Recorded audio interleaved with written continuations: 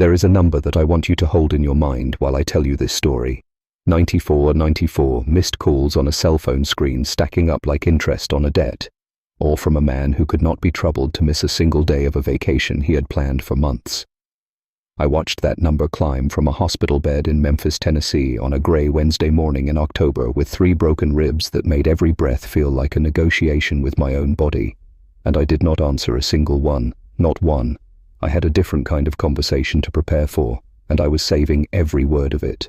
My name is Raymond Parker. I am 68 years old. I built Parker Logistics from a single lease truck and a handshake agreement with a regional supplier in 1992 into a $14 million freight company over 31 years. I have 2 sons, one by blood and one by everything else. And lying in that hospital bed was the first time in 30 years I stopped pretending there was no difference between the 2 of them. Welcome to Dad's true emotions. What I am about to tell you happened to me, every detail of it. Settle in, because this story covers 30 years of a man's quietest failures and the week he finally stopped making them. Drop a comment when you finish and subscribe if you have not yet. You belong here. The accident happened on a Monday evening, 6:47 p.m., corner of Popular Avenue and East Parkway, 2 blocks from the dry cleaner I had been taking my shirts to for 11 years. I had a green light. The delivery truck running the cross street did not. 3 broken ribs, a fractured wrist. What the attending physician, a young woman who looked freshly graduated and spoke with the calm authority of someone twice her age, described as a significantly contused kidney. I asked her what that meant in plain terms. She said my kidney was having a very difficult week. I told her it could join the club. The first call I made the next morning was to Gary, my biological son, 41 years old. I always called Gary first. I have spent 30 years analyzing why that is, and I'm no closer to a clean answer than I was at the beginning, except that it has something to do with the particular stubbornness of a father who keeps trying to prove something to a child who stopped being curious about him years ago. I dialed. He picked up on the second ring, which should have told me something all on its own, and I told him where I was. Room 214, St. Augustine Regional. 3 ribs, a wrist, a kidney. Come when you can. The silence on his end was not the concerned kind. I know Gary's silence is the way you know the sounds a house makes in the winter. This one had calculation in it. Then I heard Lucy's voice underneath his low and quick. The particular tone she uses when she is working out an angle on something and needs him to hold steady while she does. Those 2 have been married 3 years, and she still approaches every situation like she is managing a negotiation on his behalf. He said, "Dad, here's the thing. The Maldives trip departs Wednesday. The resort has a policy about cancellations within 72 hours. The deposit." Lucy had already packed, and it was not like the doctor had said I was in any danger. Right. I said his name the way I used to say it when he was 12 years old and looking at me from across the kitchen table with a report card he had hidden for 2 weeks. I told him to go. He exhaled. The relief in it was real, even if it was wrapped in the thinnest possible coating of guilt. He said they would call every day. He said Lucy sent her regards. He said, "I worked too hard and I should rest." He hung up before I could respond to that last part, which was perhaps the most efficient thing he had ever done for me. I, Raymond Parker, 68 years old, fractured wrist, bruised kidney, 3 ribs that screamed every time I drew a breath, being informed by the man who had received $6,000 from my checking account every single month for 9 consecutive years that I worked too hard. I put the phone face down on the hospital tray table and looked at the ceiling and let myself sit with exactly how long it had taken me to get here. The nurse on that floor was a woman named Brenda, broad-shouldered, originally from somewhere in Louisiana, called everyone baby with complete sincerity, regardless of age or circumstance, which is rarer and harder than it sounds. She came in around 8 to check my IV drip, took one look at my expression, and asked me directly whether I wanted to talk about whatever was on my face or whether I wanted her to pretend she did not see it. I told her neither. She adjusted the drip, made a note on her tablet, and was almost at the door when I said my son was on his way to the Maldives. She stopped. I said his resort had a cancellation policy. She turned around slowly and looked at me with the specific expression of a woman who has been working a hospital floor long enough to have heard everything, and is still occasionally surprised by the particular ways human beings manage to disappoint each other. She said one syllable that covered the entire situation completely, turned back around, and went about her morning. I made 2 more calls before 8:30. The first was to my accountant, a precise, unsentimental man named Ben, who had been managing my finances for 19 years and had never once in that time asked a question he did not already know the answer to. Snorts. I told him to suspend the monthly transfer to Gary's account, effective that morning indefinitely. He asked for the amount. 6,000, he said. Done. He paused and asked if there was anything else. Not today, I told him. The second call was to a private nursing agency on Union Avenue. I arranged for a living nurse starting Wednesday. Her name was Denise. She had 17 years of experience, and her voice on the phone had the particular quality of someone who gets things handled correctly and does not need to make a production of the fact. Those 2 calls, each under 4 minutes, were going to change more than I understood at the time. Turner showed up at 4:23 in the afternoon. I know the precise time because I had been watching the clock the way you do when lying still is the only option available to you and your mind needs something to count. The door opened, and there he was. No call ahead, no announcement. Still wearing the work jacket from the freight yard out in Bartlett, where he had been since 6 o'clock that morning, a crease on his left cheek from the hard hat he wore on the floor. He looked at me in the bed, looked at the wrist brace, looked at the IV stand and the monitor and the untouched Jell-O cup that Brenda had delivered with genuine optimism. Then he pulled the chair from the corner of the room without asking whether that was acceptable, sat down, leaned forward with his elbows on his knees, and said 4 words. What do you need? Not, are you all right? Not, I would have come sooner if I had known. What do you need? I have heard eulogies that moved me less than those 4 words in that moment. I asked how he had found out. He said a woman named Mrs. Pettigrew on my street had called the yard. She had seen the ambulance Monday night and thought someone should know. Mrs. Pettigrew is 74 years old, grows tomatoes in containers on her front porch, and has the neighborhood situational awareness of someone who spent a career in intelligence work. I had never in my life been more grateful for her than I was in that moment. Turner asked without requiring me to explain anything whether Gary had come. I told him Gary had not needed to. That was Turner. He has never needed the full sentence, never needed things spelled out or positioned for him. Not since he was 9 years old, sitting at my kitchen table 3 days after his mother died, eating cereal at midnight because he could not sleep, and looking up at me to ask in a voice that was both completely heartbroken and completely practical, "What do we do now, Uncle Ray?" Maggie had been my little sister, 31 years old, when an aneurysm took her, the kind that comes without warning and leaves without explanation. She had been a single mother, no father in the picture, no family left except me.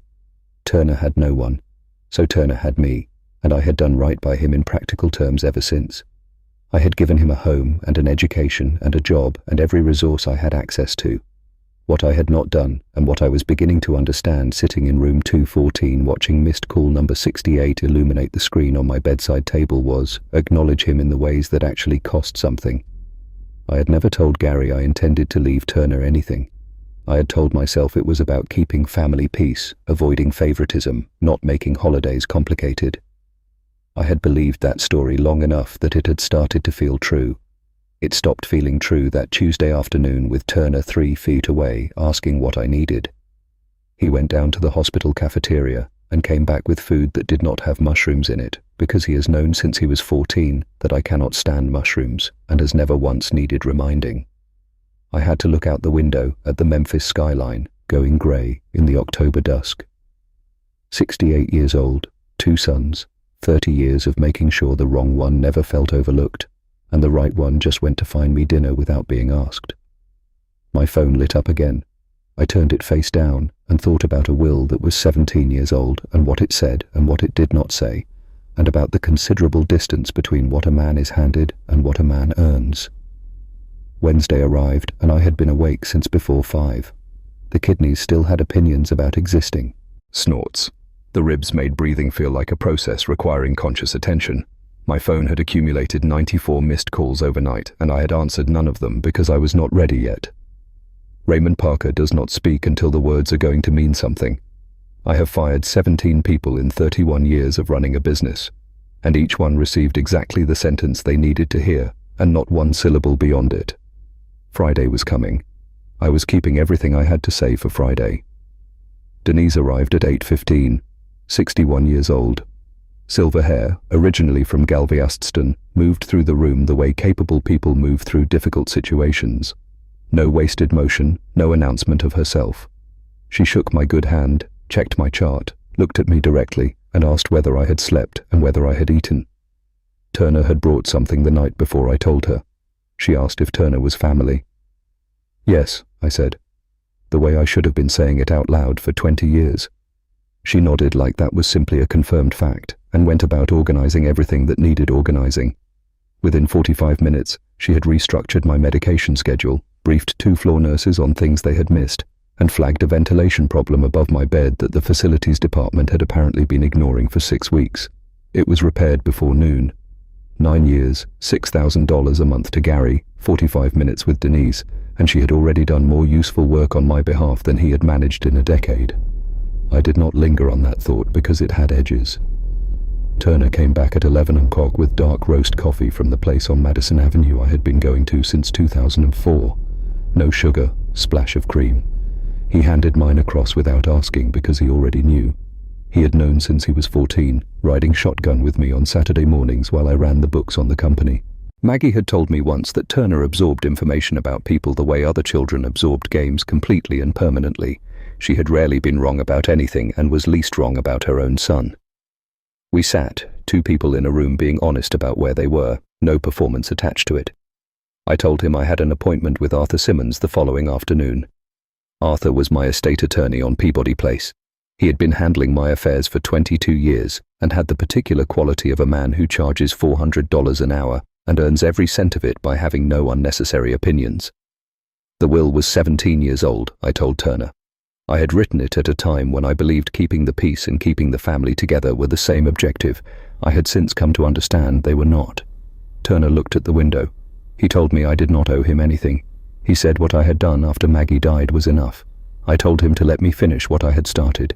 He held my eyes for a long moment, then picked up his coffee and nodded once. That nod was going to cost him something too in the best possible way, but I did not tell him that yet. Gary called at 2. I answered because Wednesday afternoon was my time, and I decided that his voice had changed. Snorts. The warmth was gone, and what was underneath it was tight and controlled. The voice of a man who has received information he did not expect and is working out what it means for him. He said Ben had called him. I said I expected he had. He said the transfer had not gone through. That was correct. He started to say something about the Maldives and the resort and the deposit, and I told him quietly and without heat that we had not talked. I had listened while he explained. There was a distinction, and it mattered. He asked me to wait while he put me on speaker. I told him to go ahead. Lucy came in sharp, said my name, asked how the resort was. I told her I knew what the warmth covered and had known for 9 years. 1 clean sentence, final as a door closing. I told them we would speak face to face when they returned. And I ended the call. Turner was watching me. Not quite respect, not quite sadness. Something between the two. The look of a man watching another man set down a weight he has been carrying for an unreasonable amount of time. He asked if I was all right. I told him I was getting there. He drank his coffee and did not push. He never pushed. He just stayed. And I had spent enough years in hospital rooms and boardrooms and difficult conversations to know that staying is sometimes the entire thing. Thursday morning, he was at the door at 7:30, exactly as he had said he would be, in his work jacket with his keys already in his hand. He helped me into a jacket, listened to Denise run through the care instructions without writing a single word down, and memorized every item, signed the temporary release paperwork, and walked me to the elevator the way someone walks a person they have been responsible for their entire lives, because in every way that mattered, he had been. The drive to Arthur's office on Peabody Place took us through Orange Mound, where I had raised Turner after Maggie passed, through Midtown, where I had built the company from that first lease truck, into something real, into downtown, where Arthur had been keeping my estate in order for 22 years. Turner drove the way he did everything, steady and economical, no unnecessary movement, eyes forward. We did not talk. We did not need to. Arthur met us at the door himself.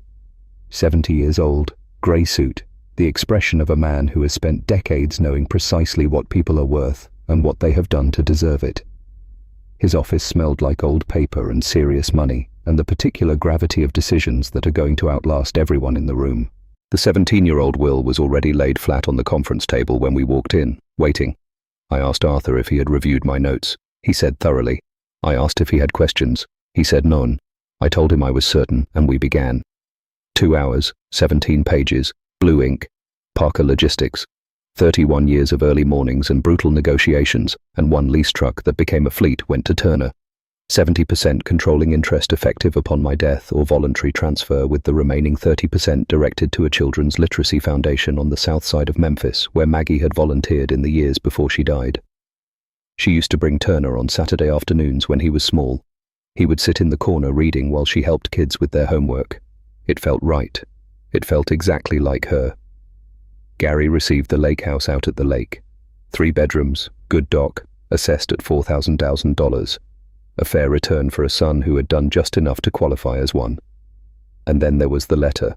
1 page, my words, not Arthur's, written Tuesday night in room 214 with my left hand, because the right was in a brace, while the ventilation unit rattled above me, and Memphis was quiet outside the window. And every sentence I put down cost me something real. I was not cruel in that letter.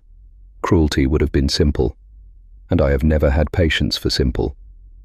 I told Gary what 9 years of $6,000 a month had actually been. Not love, not generosity in any meaningful sense. Guilt. The guilt of a father who watched himself build a transactional relationship with his own son 1 month at a time and kept writing checks instead of having the one honest conversation that might have changed the direction of things. I told him the checks were finished. I told him I loved him completely and without condition, the specific love of a man for a child he made and raised, the kind that does not negotiate itself away regardless of what the child does with it.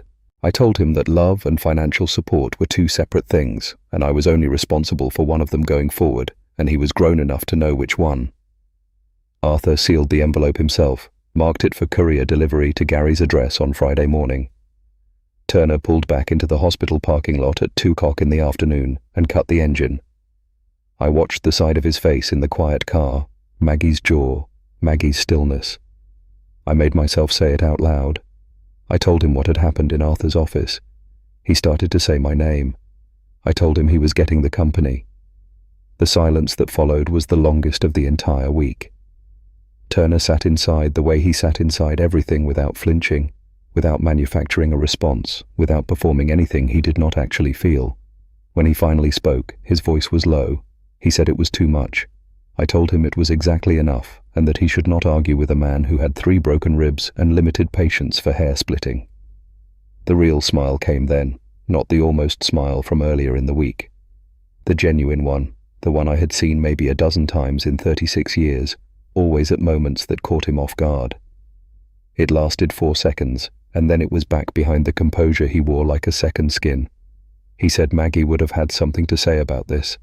I told him she would have cried first, and then told me it was about time.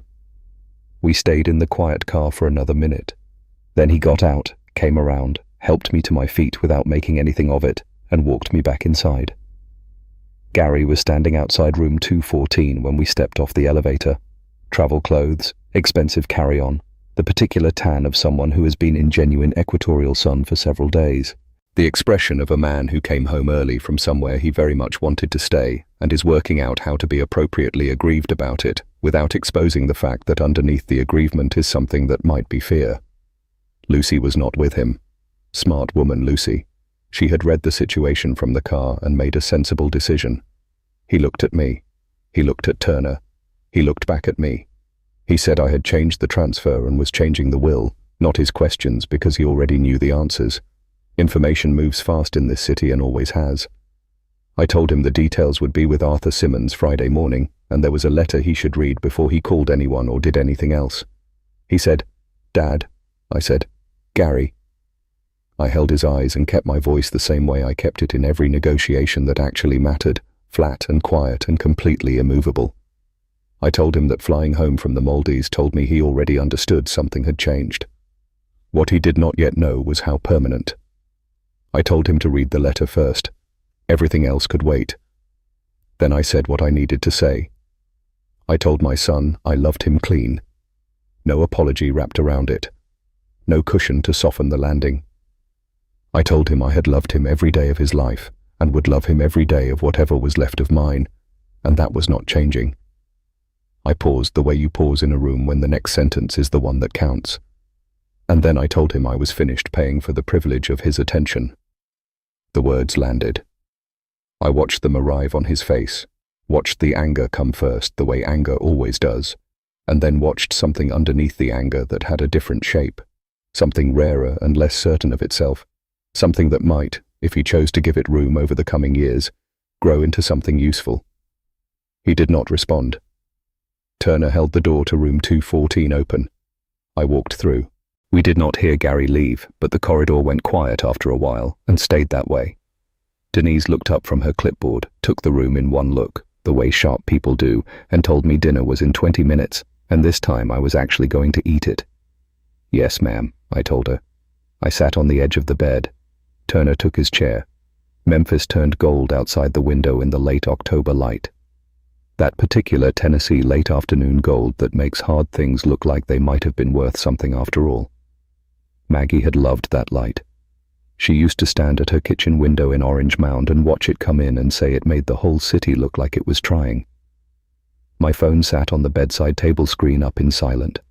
No buzzing, no numbers climbing, just quiet, the clean earned kind that comes at the end of something that needed to end. Parker Logistics had a future with the right hands on it. A letter sat sealed in an office on Peabody Place. A lake house on a quiet body of water waited for a son to decide whether what he had been given was worth more or less than what he had thrown away. That was his calculation to make, and I had done my part of it. Turner was going to run a $14 million company, because that is what happens when a person spends 36 years showing up without being asked, doing the right thing in rooms where nobody is watching, and never once presenting anyone with an invoice for any of it, not as a strategy, not in anticipation of a return, just because it was right and he was built that way. Maggie built him that way. Some of it I'd like to think I helped with. What happens when a person lives like that is eventually what they have earned finds them. It always does. It just takes longer than it should sometimes. And the fault for that delay usually belongs to the people who were supposed to see it sooner. That fault was mine. I owned it, and I fixed it while I still could. If this story stayed with you, please hit the like button and subscribe to True Emotions. It means everything to us and costs you nothing. Thank you for being here.